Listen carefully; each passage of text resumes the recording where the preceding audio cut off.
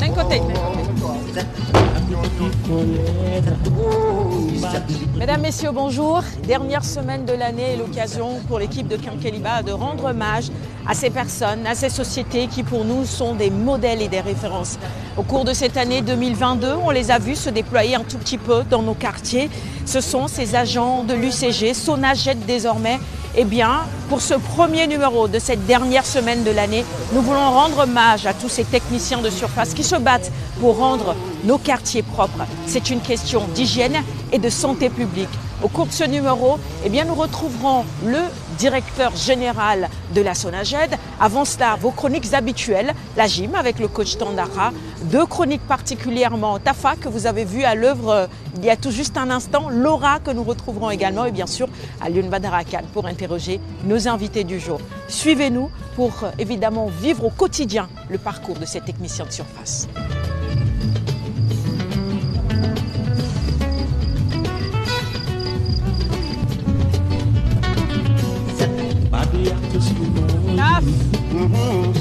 Alors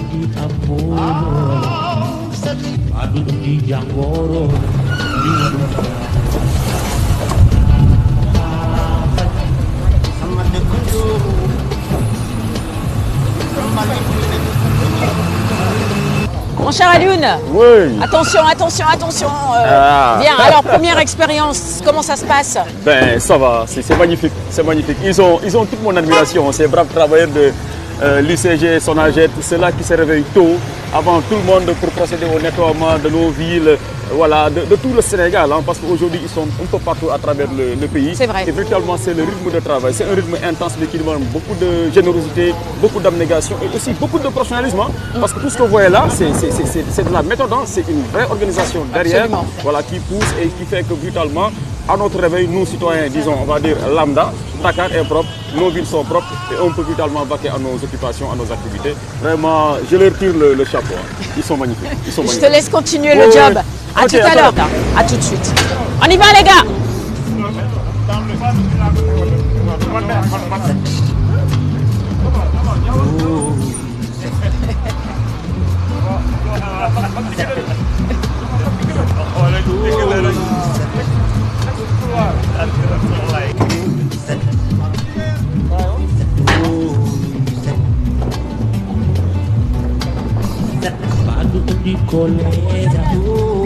Ok. Acha.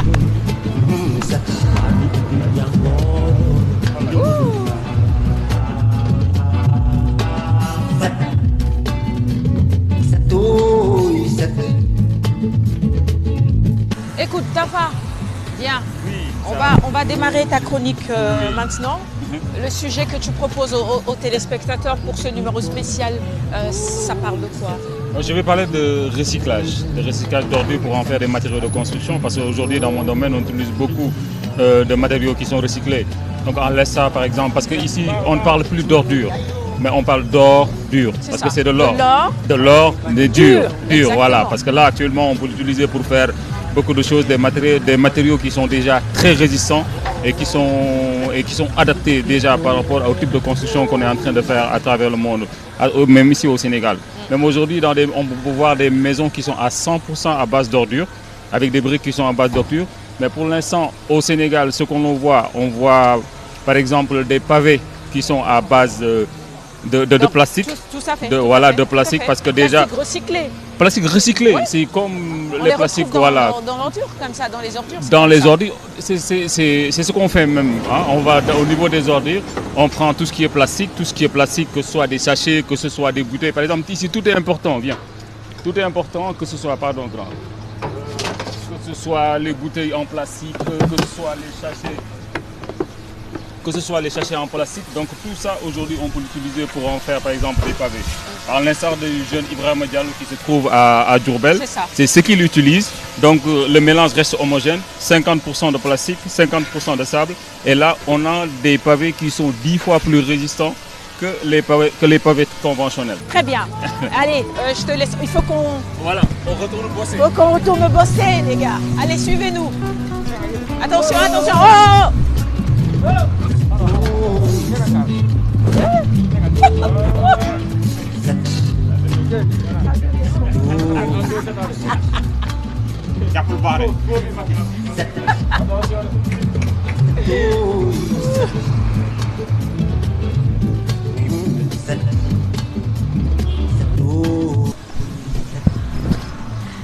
Alors on poursuit le périple.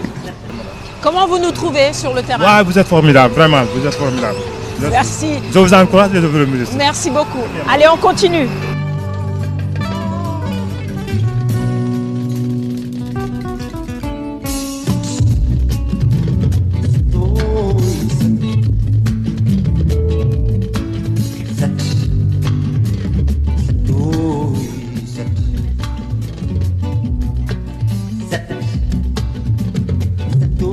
Je vous emmène maintenant au marché Tilène, un point important de nettoiement également. Sur place, on retrouve Laura pour sa chronique. Venez avec nous. Ñu dem ah. Sama yegg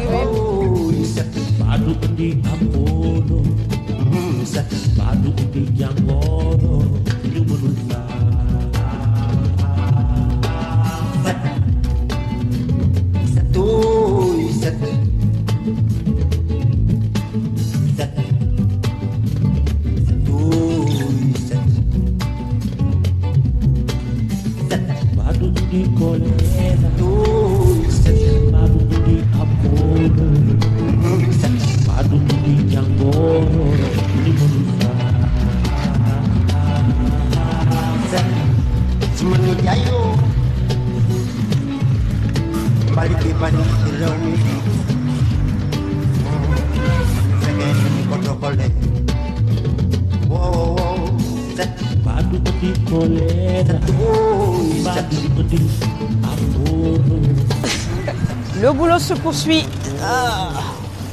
C'est pas évident, hein. Vous voyez tout ça.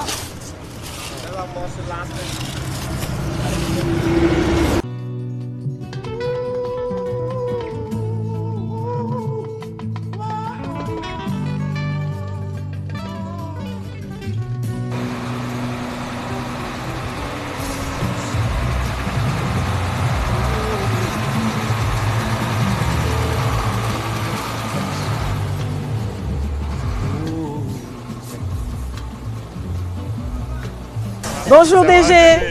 Très bien, et vous? Oui, ça va, ça va. Ça s'est bien passé la journée? Ça va, pour le moment, impeccable, pour le moment, ça va. Très bien, donc je vous souhaite la bienvenue sur ce point de regroupement normalisé. Au point de regroupement normalisé de Sacré-Cœur, où vous l'avez vu, nous retrouvons le directeur général de la Sonaged, Monsieur Mastiam. Je vais libérer Laura et Tafa parce que le boulot n'est pas terminé. La journée se poursuit. Allez les gars, bon courage. Et nous, Alune et moi bien sûr, on va interroger notre invité de ce numéro spécial. L'objectif de cette journée, je voudrais le rappeler, c'est également sensibiliser davantage les populations à aider les agents de l'UCG ou de la Sonaged dans leur mission quotidienne. A tout de suite. Avant de nous installer évidemment pour l'entretien du jour, une petite visite, ce point de regroupement normalisé. Oui, bien sûr, c'est l'un de nos points de regroupement normalisés. Il y a une caractéristique particulière parce qu'il a été entièrement financé par les habitants du quartier. Donc ça aussi, ça prouve qu'il y a une prise de conscience et une appropriation des PRN qui s'est fait au niveau des quartiers. Donc en termes d'infrastructure, c'est une boîte qui fait 24 mètres carrés, donc 4 mètres sur 6, et qui est destinée à recueillir l'ensemble des déchets qui sont produits autour de l'infrastructure, aussi bien au niveau des immeubles que des maisons qui sont là. Donc c'est doté de bacs à ordures. Donc ça c'est un bac qui a une contenance de 660 litres et qui est doté de roues. Pour le moment, on n'a pas encore commencé à trier les déchets, mais vous verrez bientôt des bacs qui sont différenciés en termes de couleur et qui permettront de faire du tri. Il y a aussi une équipe d'entretien, parce qu'il faut les nettoyer, il faut les désinfecter. Et on commence aussi même à utiliser des sachets en plastique là-dedans pour limiter la manipulation des bacs. C'est ça. Parce que ça coûte quand même cher.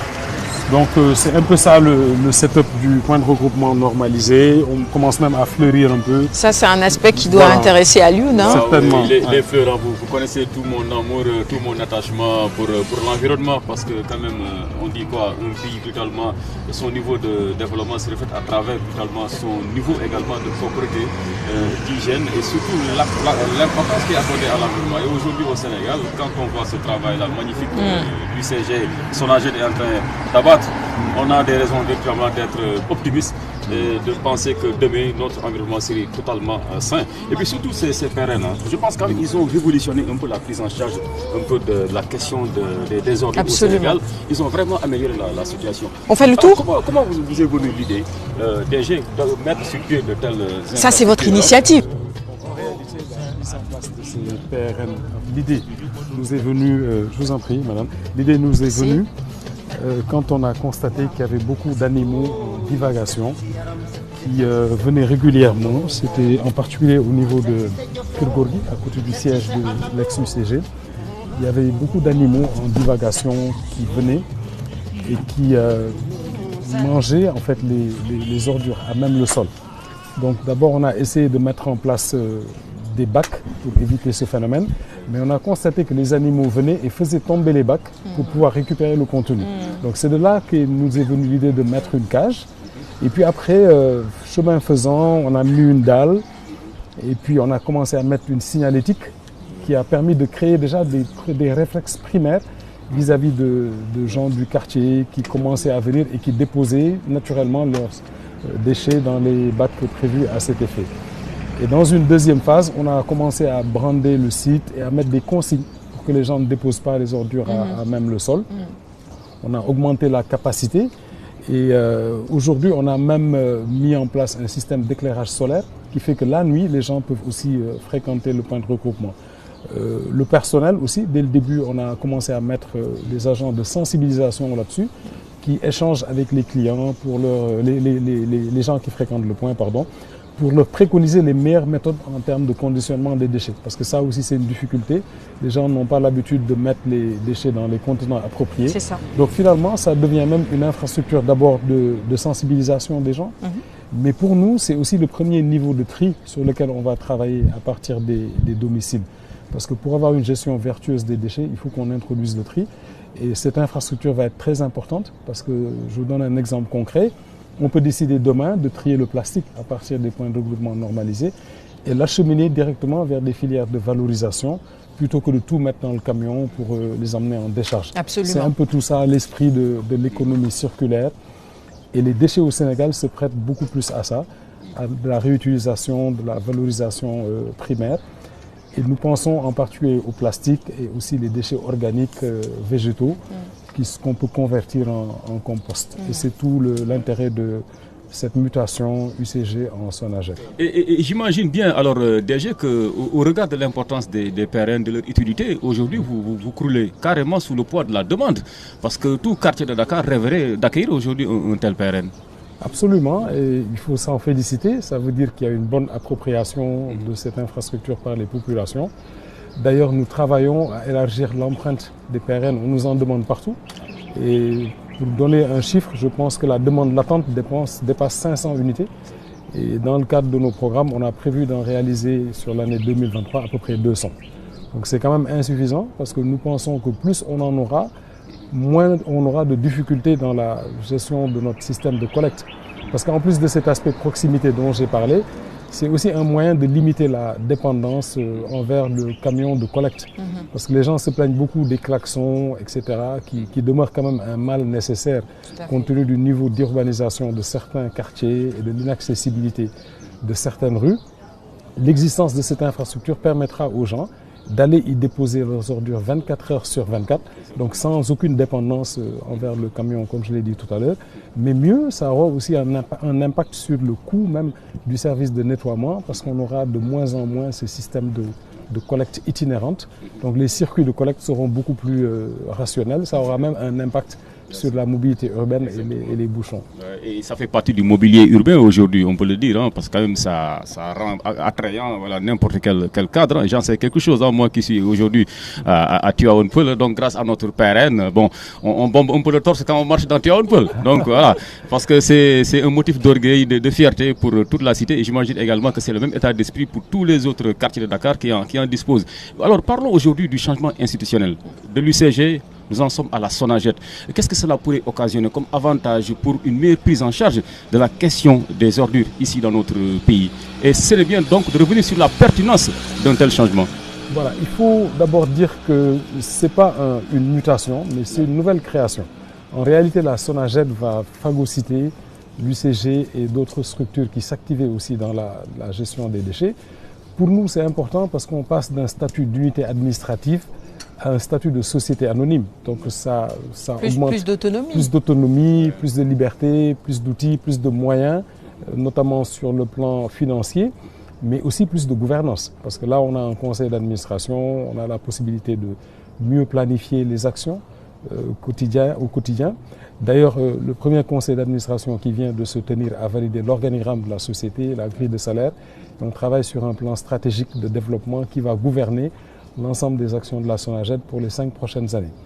Mais au-delà de ça, ça permet aussi d'avoir un outil qui permettra de concrétiser cette vision autour du Sénégal zéro déchet.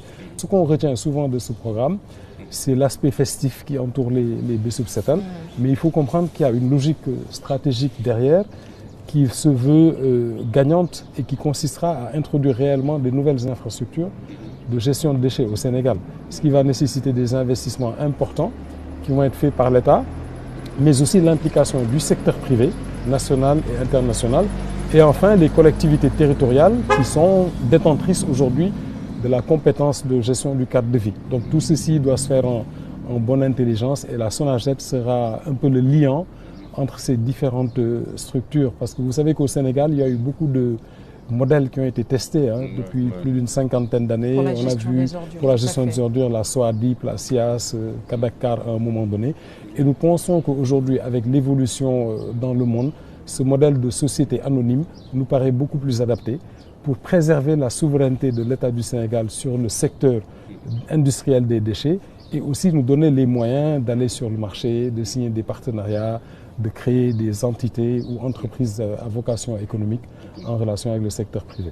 Vous parliez tout à l'heure de ressources humaines, de grille salariale revalorisée également. Aujourd'hui, il y a combien d'agents qui sont les employés de Sonaged ou UCG? On est exactement 13 940 employés, donc disons 14 000. Majoritairement composés des jeunes du programme Réunawi qui font 10 156 et à 3 et quelques mille employés de l'UCG historique. Effectivement, c'est aujourd'hui un gros défi pour nous parce qu'on est passé de 2400 agents en 2019 à ces 14 000 là. Donc ça nous interpelle beaucoup en notre capacité à mieux administrer et gérer ces ressources humaines. Donc ça passe par le recrutement, la formation, d'abord formation initiale, mais la formation continue, la rémunération, la santé, le bien-être, d'autant plus qu'on est dans un travail où les gens sont très exposés. On a un service médical, mais on voit beaucoup plus loin par rapport à ce qu'on a comme ambition pour le personnel. Donc on va mettre en place une grande direction des ressources humaines qui va embrasser l'ensemble des processus RH pour apporter beaucoup plus d'efficacité, de motivation. Et permettre aux agents également de se former et d'avancer. Voilà, et d'avancer. Les plans de carrière, c'est hyper important. Parce que dans le cadre du programme Réunawi, par exemple, on attire des jeunes aujourd'hui qui ont des masters, des licences, des Bac+2. Et il faut savoir apporter une réponse en termes de progression de carrière. Donc on est en train même d'inventorier l'ensemble de ces jeunes et de sortir une toute première cohorte de superviseurs parmi les jeunes qui sont là maintenant depuis 1 an et demi ou 1 an pour ceux qui sont du programme Réunawi. Il y a à peu près 300 jeunes qui vont passer maintenant dans des positions de supervision qui sont des universitaires et qui demain vont gérer un peu la progression à l'intérieur de la SONAGED. Et je crois qu'aussi avec ce changement institutionnel, vous allez peut-être davantage mettre de moyens, j'imagine bien, sur peut-être la communication, pour un peu dans le sens, voilà, dans l'optique de renforcer virtuellement l'estime de soi de vos travailleurs, parce qu'il fut un temps au Sénégal, travailler dans les ordures, c'était un peu un sujet tabou, c'était un peu considéré comme une tâche honteuse. Or, tel n'est pas le cas, mais quand même derrière, il faut que cela soit adossé à une vraie politique de communication pour attirer davantage de jeunes cadres, voilà, à être dans ce créneau. Qu'est-ce que vous faites à ce niveau DG? Ce qu'il faut déjà dire, c'est que le budget de la SONAGED augmente chaque année. Dans la loi de finances initiale de cette année 2022 qui vient de terminer, on avait une dotation budgétaire de 18 milliards. Mais en réalité, on a terminé l'année à plus de 30 milliards. Donc, incidemment, dans la loi de finances initiale de l'année qui s'en vient, 2023, le budget initial a été monté à 30 milliards. Nonobstant d'éventuelles possibilités d'extension en cours d'année, ça c'est important. Bien évidemment que la communication, elle est tout aussi importante en interne pour le plus grand bien de nos agents, parce que c'est difficile de communiquer avec des agents qui sont à 600 km de Dakar. D'ailleurs, on a mis en place une petite application interne qui s'appelle Sama UCG, qui permet de communiquer sur les notes de service, l'actualité de la SONAGED, et de disséminer ce message-là de manière quasiment instantanée partout sur le territoire national. Mais la communication externe aussi nous interpelle à travers notamment les réseaux sociaux ou d'autres médiums de communication, parce que tout ceci va participer à changer le comportement des Sénégalais. On a en interne même une entité qui s'appelle Unité de veille et de sensibilisation, et nous comptons beaucoup sur le redéploiement de cette unité directement au niveau des quartiers, où nous espérons avoir des postes avancés de représentation.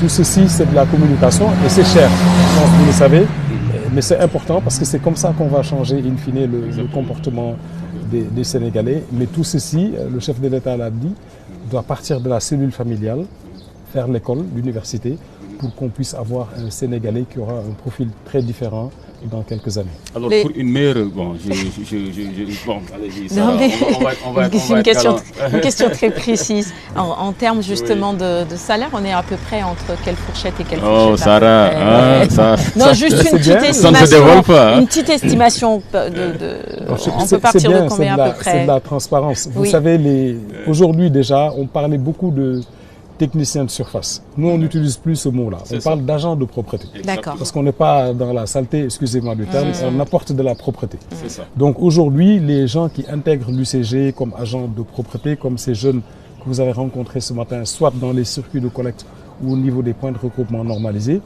ils commencent avec un salaire de 100 000 francs par mois. Maintenant, quand je dis 100 000, c'est un travail qui nécessite une présence physique. Moi, je n'ai pas envie de payer à quelqu'un 100 000 francs par mois à 10 000 jeunes et après courir derrière eux pour les chercher. Donc on a quand même un système de badgeage qui fait que les jours non travaillés ne sont pas payés. Donc ça avait même créé l'année dernière quelques incompréhensions, mais nous avons dû adapter les mécanismes du contrat Réunawi à la réalité du nettoiement. Parce que quand je vais embaucher un agent pour qu'il nettoie la devanture de chez vous, il faut qu'il soit là tous les jours. Ce n'est pas un contrat de prestation de service où vous pouvez venir quand on veut. Au bonheur la chance. Quoi. Donc ça, c'est une spécificité du métier du nettoiement. Mais ce qui est important pour ces jeunes qui démarrent, c'est toute la perspective de carrière qui peut se développer. Maintenant, qu'on vous augmente votre salaire de 5 000, 10 000, c'est important. Mais à mon sens, par exemple, la couverture médicale est beaucoup plus importante qu'une petite augmentation de salaire qui ne permettra pas de régler grand-chose, quoi. Et encore une fois, on va tracer des chemins de carrière. La nouvelle grille de salaire validée en conseil d'administration introduit aussi la notion d'échelon. Autant pour les agents de propreté que pour les directeurs de l'UCG, on pourra gérer la progression des agents à l'intérieur d'une grille. Donc aujourd'hui, celui qui est technicien de surface pourrait progresser et atteindre 200 000 en fonction de son efficacité, de sa compétence, de son assiduité, de sa notation et d'autres facteurs qui vont être précisés. Alors on sait que la prise en charge des ordures demande aussi beaucoup de logistique, une grande logistique, surtout les camions, ils sont indispensables, mais souvent vous travaillez avec les concessionnaires, quoi. Ce qui fait qu'il y avait une certaine dépendance également. Voilà, en cas de grève de leur part, le système était un peu paralysé. Aujourd'hui, quel serait en tout cas le niveau d'investissement de la SONAGED pour disposer de sa propre flotte et ne plus être dépendant? Bon, écoutez, objectivement, ce n'est pas une ambition pour nous. Je pense que c'est important qu'on laisse aussi le secteur privé faire ce qu'il a à faire. Donc on va rester dans ce modèle de sous-traitance de l'activité de collecte, mais avec peut-être des cahiers de charges beaucoup plus contraignants, beaucoup plus d'exigences qui vont peser sur ces concessionnaires du nettoiement que je remercie au passage. On a eu beaucoup de difficultés par moment avec eux, mais dû à des retards de paiement, ça aussi il faut le comprendre. Mais c'est un mal pour un bien, parce qu'en réalité le volume de déchets collectés a augmenté de 41% en 2 ans, vu qu'ils sont payés au poids, et que le budget lui-même n'a pas augmenté de 41%, finalement, cette charge financière se retrouve chez les concessionnaires. Ce qui est important pour nous, c'est d'améliorer le système de collecte avec de nouveaux outils, plus d'équipements de protection pour le personnel, de meilleurs camions, moins de klaxons. Et pour ça aussi, on travaille sur une application informatique qui permettra de générer des alertes quand les camions seront dans les quartiers. Mais bien évidemment qu'il faudra aussi qu'on ait un système pour installer cette application, non pas sur les téléphones des femmes de maison, mais plutôt sur les téléphones des employés de maison. Ça aussi, c'est une difficulté, parce que souvent, c'est les employés qui sortent les ordures. Donc, on est en train de travailler sur un test dans un quartier pour implémenter cette application-là qui permettra de générer des alertes en lieu et place du camion. Pour revenir maintenant au cœur de votre question, les investissements de l'UCG, de la SONAGED, bon, je suis trop habitué à l'UCG, vont se chiffrer à plusieurs milliards, mais tout ceci se fera dans le cadre de projets précis qui vont être définis dans le cadre de notre business plan, mais toujours en rapport avec le secteur privé, parce que l'État n'a pas vocation à se substituer au secteur privé. La vocation première de l'État, c'est de les accompagner, mais l'option qui a été prise par le président de la République, c'est qu'on soit quand même dans la gouvernance de ces entités qui vont se mettre en place autour des déchets pour préserver, je l'ai dit tout à l'heure, notre souveraineté économique sur le secteur industriel des déchets. Et sur le tri, je tri, n'aurais pas changé les klaxons. Hein. J'aurais maintenu cela. Hein, parce que même malgré ces coups de klaxons qui sont dénoncés par certains, il y a beaucoup de nos concitoyens et concitoyennes qui trouvent le moyen de sortir leurs ordures après le passage donc, du camion. Et mieux même, j'aurais été pour qu'on puisse doter d'un vrai pouvoir de police. Pourquoi pas une brigade qui serait sous totalement tutelle de la SONAGED. Moi, je suis pour ça, Sarah. C'est bien de sensibiliser, de communiquer, mais de temps en temps, c'est bien aussi de sévir un peu. Parce que quand même, beaucoup de Sénégalais sont récalcitrants et ils pensent que la question des ordures, ça ne les concerne pas. Ça doit être le cadet de leurs soucis. Or, pour moi, ça doit être un indice extrêmement palpable, important sur le niveau de propreté, le niveau d'engagement citoyen du Sénégalais. Donc, déjà, gardez ces klaxons-là. Hein. Voilà, ne vous tracassez pas à trouver, je sais pas, une bonne musique là pour les réveiller, pour qu'ils puissent sortir leurs ordures. Ça, c'est le coup de gueule hein, voilà, du citoyen Alioune Badara Kane. Hein. Parce que j'en sais quelque chose. Dans ma cité, il fut une époque où souvent, beaucoup attendaient le passage du camion bien après son passage hein, pour sortir les ordures, alors que pourtant l'équipe avait bien klaxonné. Oui. Donc ils avaient bien entendu ces klaxons-là. Ça arrive dans beaucoup de quartiers. Donc ça, c'est mon avis. Hein. Maintenant, bon, ça on continue. Moi, j'allais parler du tri justement des ordures. Ça aussi, c'est un aspect très important parce qu'aujourd'hui, on mélange tout.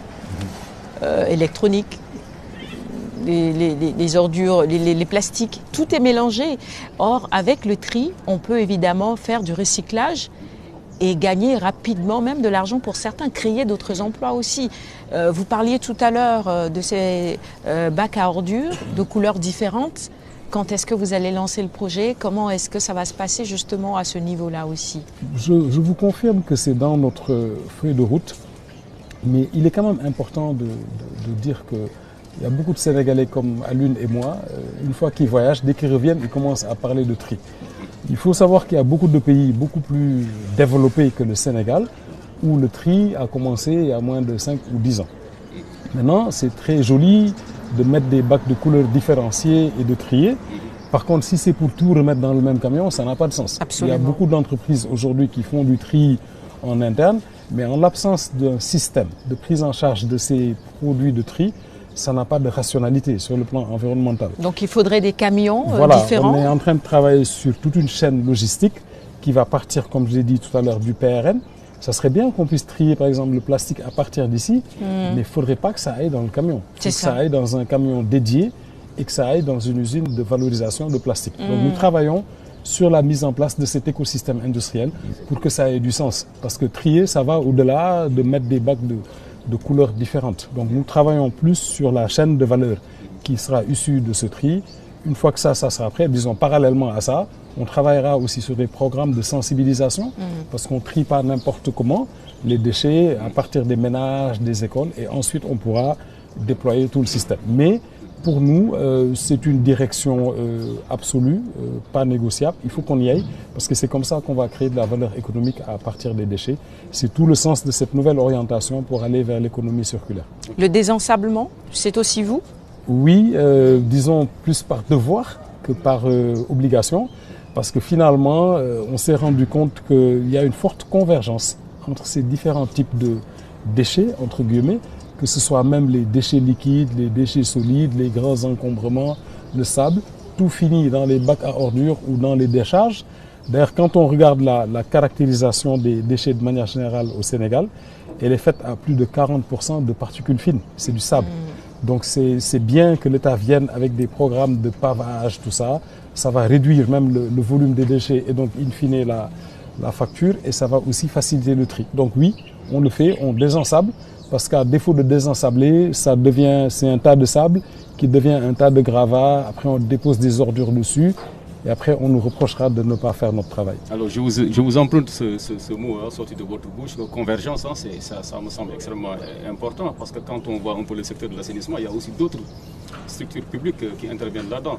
Il n'y a pas que l'UCG Sonaged, je crois, il y a aussi le Promoged, si je ne me trompe pas, n'est-ce pas? Alors, comment vous collaborez? Quels sont aujourd'hui votre niveau de collaboration pour que le travail soit beaucoup plus efficace, efficient sur le terrain? Ok, le Promoged, c'est une ligne de financement. On parle de projet, mais c'est une ligne de financement qui va aider l'État du Sénégal à introduire de nouvelles infrastructures de gestion de déchets. En particulier, le Promoged va nous aider pour restructurer la décharge de Mbebes et investir dans des chaînes de tri au niveau de différentes décharges au Sénégal. Okay. Le Promoged est à l'intérieur de la Sonaged. Okay. Donc c'est différent de structures comme l'ONAS, la Géroute et autres avec qui nous avons des conventions pour travailler ensemble dans des domaines d'activité assez précis. Vous avez certainement vu des jeunes de l'UCG à Rufisque et ailleurs travailler dans le curage des canaux parce que dans certains quartiers aussi il y a un mélange des déchets solides et liquides. D'ailleurs nous avons même un prototype de PRN qui est dédié à ces zones qu'on positionne à proximité des canaux à ciel ouvert pour que quand les déchets mélangés arrivent et qui sont déversés dans le bac qui dispose d'un tamis, par un système de gravitation, il n'y a que la partie liquide qui va dans le canal et on retient la partie solide dans le bac. Ça nous a valu beaucoup de satisfaction et moins de pollution sur les canaux à ciel ouvert de Rufisque. Donc la vision réellement, c'est d'aller vers un système de polymaintenance. D'ailleurs, ça nous permettra d'améliorer les conditions de travail et de vie de nos agents parce que moi, dans mon entendement, ça n'a pas de sens qu'il y ait quelqu'un qui s'occupe des jardins, un autre qui désencombre, un qui désensable, un qui fait du curage de canaux. On va essayer de promouvoir ce concept de polymaintenancier à l'échelle d'un quartier où vous avez une équipe qui est là, qui habite dans le quartier et qui règle tous les problèmes du quartier. C'est ça. Voilà, donc c'est un peu ça qu'on essaie de promouvoir avec ces différentes directions qui ont des objectifs communs. Donc j'espère qu'en 2023, on pourra matérialiser cette nouvelle vision dans nos quartiers. 2023, ce sera évidemment l'avant-dernière question parce qu'il nous reste juste 5 minutes. Je te laisserai la dernière, mon cher ami. La dernière, peut-être qu'il aura l'occasion de présenter ses vœux à l'ensemble de son personnel, à ses braves travailleurs de la Sonaged. J'allais parler de l'année 2023 pour rebondir un tout petit peu. C'est aussi l'année de production de pétrole, de gaz ici. Il y aura probablement, on le sait, des déchets pétroliers ou des déchets des hydrocarbures. Est-ce qu'aujourd'hui, au niveau de la Sonaged, vous vous préparez également à gérer cela? Parce que c'est bientôt. C'est une question très pertinente parce que l'une des choses que va apporter aussi la Sonaged par rapport à l'UCG, c'est l'extension de nos missions. Donc autant l'UCG se positionner plus sur les déchets solides urbains, déchets ménagers, la Sonaged par contre aura un spectre beaucoup plus large. On va aller regarder les déchets biomédicaux, c'est une difficulté, les déchets industriels, on va essayer d'apporter une solution en rapport avec les autorités compétentes. Mais tout ce qui est oil and gas aujourd'hui est hyper important parce qu'il y a une loi sur le contenu local qui donne même la gestion des déchets au secteur privé sénégalais. Donc on est en train de structurer en interne une business unit qui ne va travailler que sur ça. D'ailleurs, on a démarré cette semaine des entretiens de recrutement pour recruter un Sénégalais qui a la compétence technique pour nous aider à structurer ces nouvelles offres pour pouvoir apporter une réponse à quelques multinationales qui nous sollicitent déjà dans des appels d'offres pour des solutions de décontamination de tous les déchets qui seraient produits par ces champs pétrolifères et gaziers. Et c'est très très très important en termes de volume. Je pense qu'on a fini de faire le tour avec le DG donc de la Sonaged, M. Massiam. Donc on en profite au nom de toute l'équipe de Kenkeliba, de la RTS, pour lui dire merci. Merci pour votre disponibilité, pour la disponibilité également de vos agents. Et moi personnellement, je tiens vraiment à leur rendre hommage, à leur dire merci. Ils ont tout mon respect, véritablement tout le respect du peuple sénégalais, parce que le travail qu'ils abattent n'est pas simple, c'est pas facile. Ça demande beaucoup d'engagement, véritablement beaucoup de valeurs citoyennes. Et là, je pense à l'instant à l'équipe qui est à Tivaouane Peulh, coordonné par Ndiawar Gueye, c'est mes amis. Moi, je prends le thé avec eux parce que c'est des agents modèles et j'imagine que ce qu'ils font, c'est ce qui se passe également ailleurs au Sénégal. Vous n'avez qu'à prendre votre voiture Sarah, faire le trajet Dakar-Thiès ou bien Thiès-Dakar et vous allez vous en rendre compte. Donc vraiment, félicitations à vous, braves et dignes travailleurs de la Sonaged. Est-ce qu'on pourra faire une émission sans parler de Thiès et de Tivaouane? Je ne pense pas, mon général Badara. C'est le baromètre de ce pays, cette taxe-là. Décidément. En tout cas, comme disait Alioune tout à l'heure, félicitations à vous pour cette vision et cette dynamique. Félicitations également à ces agents très braves que nous avons rencontrés ce matin sur le terrain. On s'y est essayé.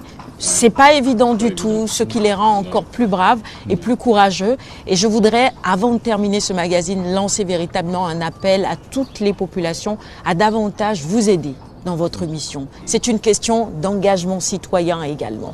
On ne peut pas nettoyer juste une heure après qu'on retrouve les mêmes plastiques, les mêmes déchets. Il faut que chacun puisse s'engager davantage parce que la propreté, c'est une question de santé publique. Alioune, on va laisser le DG présenter ses vœux aux téléspectateurs. Je voudrais d'abord remercier l'équipe de Kenkeliba. Je pense que plusieurs fois cette année, vous nous avez donné l'opportunité de nous adresser aux Sénégalais. Et tout ceci participe à améliorer un peu le niveau de culture environnementale. Et vous l'avez dit, c'est très important pour nous de changer nos comportements. Ça nous aidera à faciliter un peu le travail des agents de la Sonaged, que je voudrais aussi féliciter au passage, vous l'avez dit. C'est une communauté silencieuse qui travaille de jour et de nuit pendant que nous sommes dans le confort de nos habitations. Ils méritent tout notre respect, surtout les anciens agents du nettoiement. Vous savez, il y a des gens qui ont travaillé 20 ans, 30 ans dans ce secteur, qui partent à la retraite et qui n'ont même pas de logement, qui n'ont même pas 1 mètre carré de terrain, parce qu'il n'y a jamais eu de plan logement pour ce segment de la population. Donc c'est aussi un appel que moi je veux lancer aux autorités pour qu'ils aident un peu plus ces populations du nettoiement qui sont là depuis longtemps et qui nous permettent de mieux vivre dans nos quartiers. Ils méritent tout notre respect. Donc par anticipation, je leur souhaite de bonnes fêtes de Noël et de fin d'année et leur donne rendez-vous dans les quelques mois à venir pour une amélioration substantielle des conditions de travail de nos agents. Et pour moi, ça va au-delà des salaires. Mais je pense qu'ils l'ont déjà compris parce qu'ils sont super engagés. Et aujourd'hui, l'un des principaux véhicules de communication, ce sont nos agents. Vous avez remarqué que pour le rebranding de Sonaged, on a travaillé sur le mobilier urbain et sur les tenues. Parce que pour nous, c'est largement suffisant, c'est visible, c'est à la portée de tout le monde. Et ils sont fiers de porter nos tenues. Je voudrais aussi rendre un hommage aux syndicalistes de la Sonaged UCG. On a 7 syndicats différents en interne. Ah oui? Ouais, ils sont 7 et pourtant on ne les entend pas. On a un pacte qui n'est pas formel. Mais en tout cas, depuis 3 ans, on a pu avoir une relative accalmie parce qu'ils ont compris le sens dans lequel on veut aller et où est-ce qu'on veut aller dans ce nouveau Sénégal qui émerge. Merci beaucoup. Merci. Merci à vous de nous avoir reçus.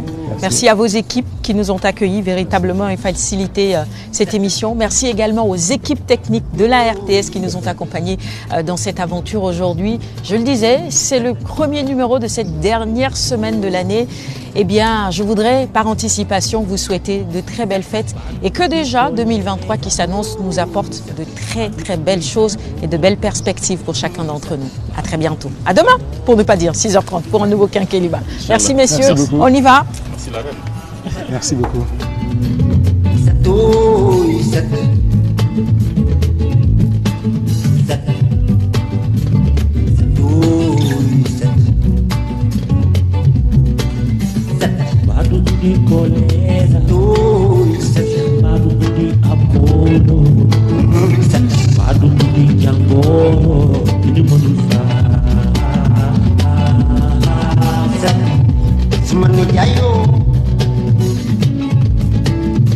bari na ci réew mi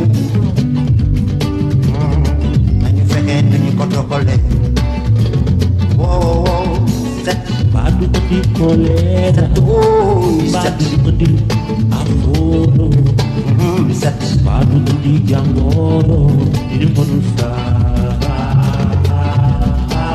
set suma dëkkandoo nañu fexe nañu doxalee mbalit mi ndax daara ñu mën a noyyi waawee set Badu di kolera set Badu di afono Badu di jangoro di